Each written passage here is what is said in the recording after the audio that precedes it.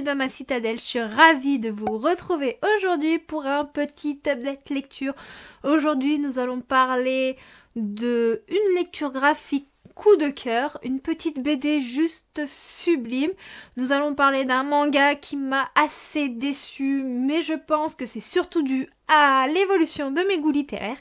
Et nous allons parler de 2 romances que j'ai reçues en service presse. Alors c'est parti et allons-y.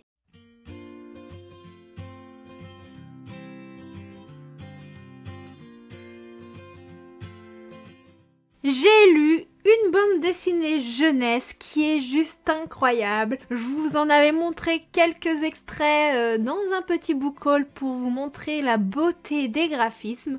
Nous avons un objet livre absolument magnifique. Une BD qui est douce et pleine de belles valeurs. Il s'agit donc de La boîte à musique de J.G. Carbone. Le premier tome, Bienvenue à Pandorien, des éditions Dupuis. Et dans cette histoire, nous allons suivre Nola, une petite fille qui pour ses 8 ans va recevoir la boîte à musique de sa maman, qui malheureusement est morte quelques mois auparavant. Donc toute heureuse d'avoir un présent de sa maman, Nola va admirer cette boîte à musique et en l'admirant, elle va voir une petite fille qui lui fait coucou comme ça à l'intérieur de la boîte.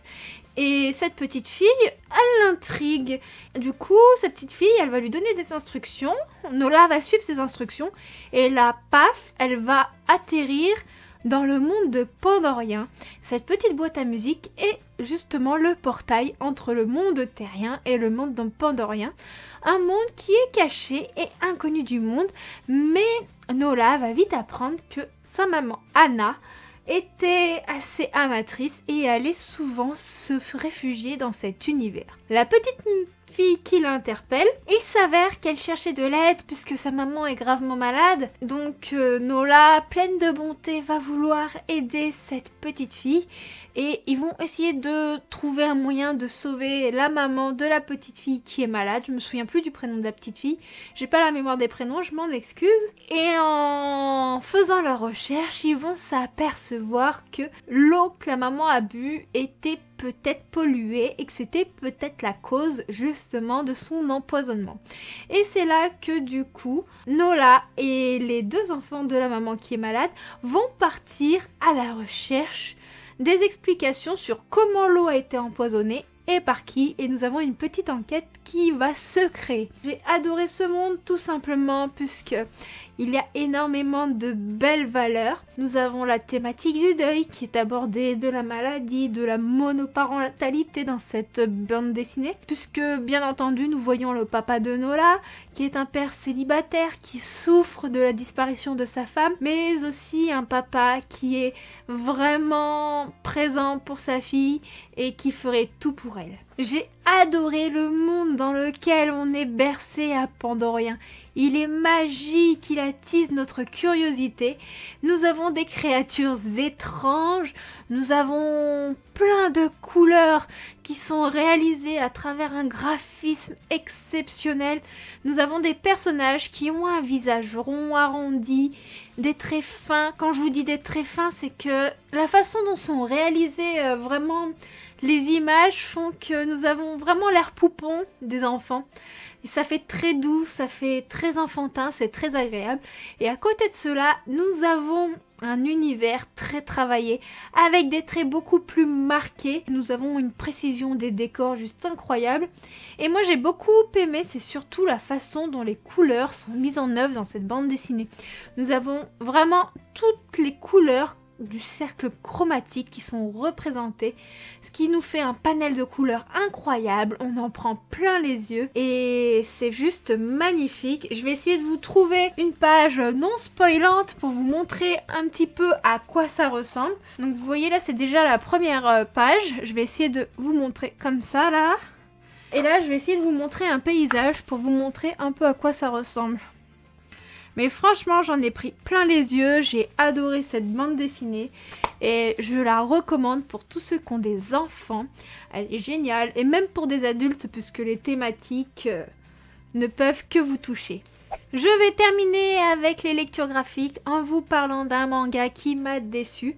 Pourtant, d'après ce que j'ai pu voir sur Livre Addict et d'autres sites de lecture, ce manga a plu à beaucoup de monde, mais malheureusement je pense qu'il n'est pas pour moi. Il s'agit du premier tome de Vampire Dormitory de Emma Toyama, publié chez les éditions Pika. Ce premier tome m'avait fait très envie puisque j'avais adoré la saga Our Little Secret de Emma Toyama, qui est un shoujo hyper sympathique, je vous le montre, puisqu'il est dans la bibliothèque juste à côté, donc c'est assez facile. Et donc je me suis dit, bon bah, allez, je vais me lancer dans sa nouvelle série, qui est un peu plus fantastique et du vampirisme, tout en gardant un peu le côté shoujo. Et puis là, je sais pas, ça l'a pas fait. Dans cette histoire, nous allons suivre Mito, qui est orpheline. Elle vit à la rue et elle essaie de trouver du travail pour survivre. Et malheureusement, elle va perdre son dernier emploi et la situation est assez catastrophique. Puis un jour, elle va se blesser et là, surgit un vampire qui va sucer son sang. Il va le trouver dégueulasse. Alors déjà, il faut savoir que Mito, c'est une jeune fille, mais pour pas se faire agresser et être tranquille dans la rue, elle va se faire passer pour un garçon. Donc ce vampire, déjà, la prend pour un garçon. Et s'il avait su que c'était une fille, il n'aurait jamais sucé son sang puisqu'il déteste les filles. Et après, il faut savoir que le sang, il a un goût particulier. Il a un goût particulier de telle façon à ce que l'on sait si la personne a connu l'amour ou pas. Ils font la métaphore dans le livre en parlant d'une fraise. Si vous voulez, le sang est dégueulasse et plus on boit de ce sang, et plus la personne est amoureuse, et plus le sang va prendre une texture sucrée, un goût de fraise, et va devenir meilleur. Et pour cela, il faut connaître l'amour. Donc Lucas, le vampire, il va proposer à Mito de l'héberger, en contrepartie à ce qu'elle lui donne son sang assez régulièrement. Et pour que son sang devienne meilleur, il va tout faire pour qu'elle ressente des sentiments d'amour. Donc il va lui donner énormément d'affection pour essayer de rendre meilleur son sang, tout en croyant que Mito est un garçon. Bien entendu, il ne faut surtout pas qu'on découvre qu'elle est une fille, sinon elle va perdre le seul toit qu'elle a sur la tête. Alors déjà, pour moi, il a été juste impossible de rentrer dans l'histoire. Je n'étais pas du tout sensible à l'univers, à ses personnages. Les personnages m'ont complètement laissé insensible, je n'étais vraiment pas dedans. J'ai pas forcément envie de vous en dire plus, puisque j'ai déjà abandonné le manga avant la fin. J'en ai lu 2/3 et après je me suis dit, allez, j'ai assez de livres comme ça, je prends aucun plaisir, j'arrête le massacre. Et après réflexion, je crois tout simplement que quand j'étais jeune, j'ai tellement lu d'histoires sur des vampires. J'étais vraiment fan de ça. Je ne lisais quasiment que de ça pendant mon adolescence. J'étais en mode Harry Potter, Twilight, Journal d'un vampire. Enfin, j'ai enchaîné toutes ces lectures et je pense qu'il y a une certaine forme de lassitude qui s'est créée. J'ai essayé de lire d'autres mangas sur les vampires avant celui-ci, Pure Blood Boyfriend, il y en a eu d'autres et en fait je crois tout simplement que ce style de lecture, les histoires de vampires dans les mangas, déjà ça ne m'attire pas du tout. Dans les romans, ça dépend comment l'histoire est amenée, mais en manga je crois que ça ne passe pas et je crois que je vais arrêter d'essayer d'en lire puisque à chaque fois c'est un fiasco total. Donc n'hésitez pas vous à me dire si vous l'avez terminé, qu'est-ce que vous en avez pensé, si comme moi vous êtes lassé ou pas des histoires de vampires, ou si vous au contraire vous adorez ça, vous aimez ça, voilà, ça peut être très enrichissant. Après bon, je sais bien que nos goûts littéraires évoluent avec le temps. Avant, quand je lisais des histoires sur les vampires, j'avais entre 14 et 20 ans, maintenant j'en ai 28. Donc bon, forcément les goûts évoluent. Hein. Bon après, il est très très bien noté, donc je n'en doute pas que c'est un shoujo qui doit plaire, mais il n'est pas pour moi. Nous allons passer à des romances maintenant, des romances qui sont toutes les deux publiées chez MC Éditions. Et la première dont je vais vous parler, c'est Promis je ne craquerai pas de Élise Rose, qui fait à peu près 294 pages et qui se lit vraiment très rapidement. Dans cette histoire, nous allons suivre Charlotte qui veut partir en vacances seule. Elle veut être seule, elle veut être tranquille, elle ne veut pas de ses amis et elle ne veut surtout pas de mec. Elle a envie de se ressourcer, de faire un point sur sa vie, sur elle-même, donc c'est là qu'elle va prendre sa voiture et atterrir dans un petit camping. Je crois que l'histoire se passe en Vendée si mes souvenirs sont bons. En parallèle, nous avons Grégoire qui a une ex-femme un peu particulière particulière et il va partir du coup avec son ex-femme et ses 2 enfants au camping où justement va Charlotte. Pourquoi il part avec son ex-femme? Puisqu'ils sont en instance de séparation, ils n'ont pas vraiment été mariés en fait, c'est son ex tout court, je sais pas pourquoi je vous dis ex-femme. Pourquoi ils vont partir tous ensemble en famille? Puisqu'ils vont essayer de trouver un accord par rapport à leurs enfants pour trouver la meilleure solution au niveau de la garde, de ne pas trop les perturber et surtout de comment bien rester en contact entre eux et peut-être passer des dernières vacances tous ensemble. Mais malheureusement, ces vacances vont un peu tourner au vinaigre puisque la femme de Grégoire, enfin son ex-femme, n'est pas du tout du même avis de Grégoire. Lui ne veut plus d'elle, a fait une croix, mais elle veut qu'une chose, c'est le récupérer. Petit problème, c'est que arrivé au camping, Grégoire va avoir un coup de cœur pour Charlotte. Bah forcément ça va pas plaire à son ex. Il va observer Charlotte de loin, puis jusqu'au jour où il va rentrer en contact avec elle. Charlotte, elle va avoir un crush sur lui, mais elle va mettre la distance, puisque du coup elle le croit marié. Bien entendu, les explications vont avoir lieu, mais malheureusement, le passif familial ne va pas aider Charlotte à se libérer pour vivre son histoire avec Grégoire. Et celui-ci va être aussi très compliqué à gérer puisque Grégoire n'a pas fait complètement une croix sur sa famille, il a encore ses enfants. Sa femme pose plein de problèmes et ça va donner des tas de complications entre nos protagonistes principaux. Alors c'est une lecture que j'ai beaucoup aimée. L'histoire n'est pas très originale mais c'est une histoire auquel on s'identifie assez facilement aux personnages. C'est une histoire qui ne parle pas de bad boy, qui ne parle pas des choses qu'on a l'habitude de voir dans toutes les romances. C'est une histoire de vie. Je pense qu'il y a beaucoup d'histoires dans le monde qui peuvent ressembler à celle-ci, donc c'est super parce qu'on peut s'identifier aux personnages. Nous avons des thématiques qui laissent pas indemnes justement dû au fait que l'histoire soit assez banale, tout simplement parce que nous avons l'histoire de la famille qui est très abordée. Nous avons l'histoire des conflits parentaux. Moi qui suis d'une famille où mes parents sont divorcés et il y a eu un remariage de chaque côté, tout ça. En tant qu'enfant, j'ai vécu les disputes, j'ai vécu le conflit, j'ai vécu les problèmes de garde. Donc forcément, ça peut que me toucher, ça ne laisse pas indemne. Et je pense que beaucoup sont dans cette situation et beaucoup peuvent se retrouver à travers cela. Nous avons d'autres thématiques un peu plus noires à aborder qui malheureusement, c'est des thématiques d'actualité. On en parle souvent du côté masculin. Pourquoi ?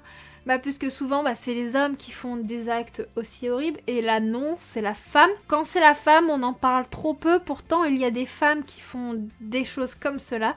Je ne développerai pas le sujet du pourquoi, du comment, pour ne pas vous spoiler. Mais le fait que je vous dise ça, si jamais vous lisez cette histoire, ça vous fera peut-être un petit tilt. Ça laisse pas indemne, c'est des choses courantes, c'est des choses qui arrivent beaucoup plus fréquemment que ce que l'on aimerait que ça arrive. C'est déstabilisant et pourtant, nous avons des personnages qui essaient de se reconstruire, qui essaient de tenir le cap.